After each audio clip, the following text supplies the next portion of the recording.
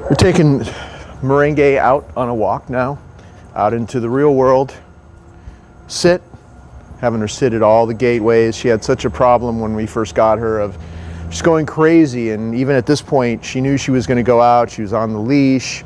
She knew she was going to go for a walk. She was all excited, which means by the time you get out to the street, she's out of control and she lunges at the first person or first dog she sees. So we really worked really hard on having her be calm at all gateways. If you have a little extra time, you should even do that thing that you see in the other clips where we're stepping in and out of doorways like this. Step back, okay, and then sit, because we have two gates here. Sit at every boundary. Open that gate. These are kind of awkward gates too, but it's better to practice with.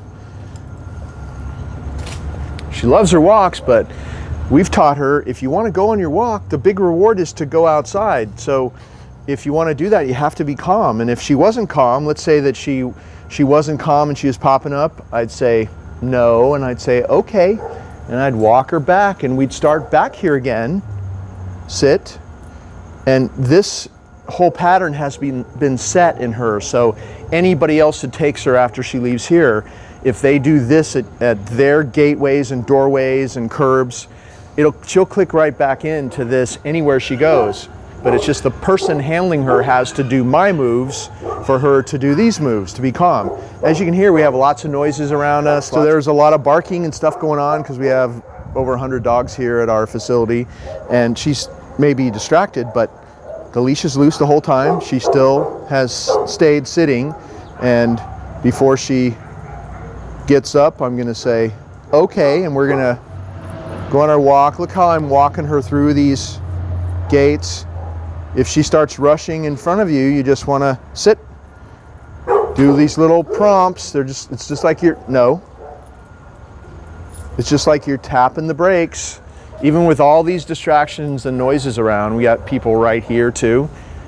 She has to do this the right way, and it's gonna take whoever's handling her to do this, because she'll only be as good as the person that's practicing with her. Okay. And we're walking down to the curb. Sit. Before we go on our walk, I always do a little sit stay at the curb, and you know what she used to be like and how insane she used to be out on a leash. So you know, we practiced a lot so she could handle this. It's the beginning of the walk. She has to accept doing a walk around sit stay both ways at the curb before we start the walk. So the whole key is, this is going to be the end of this little clip.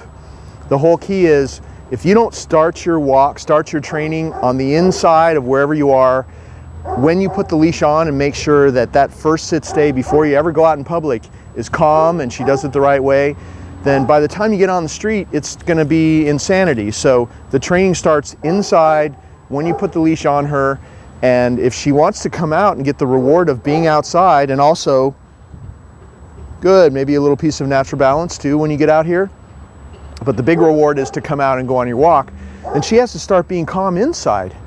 That's where the training starts. And this is what we do every day, and wherever she goes, if the person continues to do this, she's going to keep getting better and better. So you see how calm she is in the very beginning of the walk.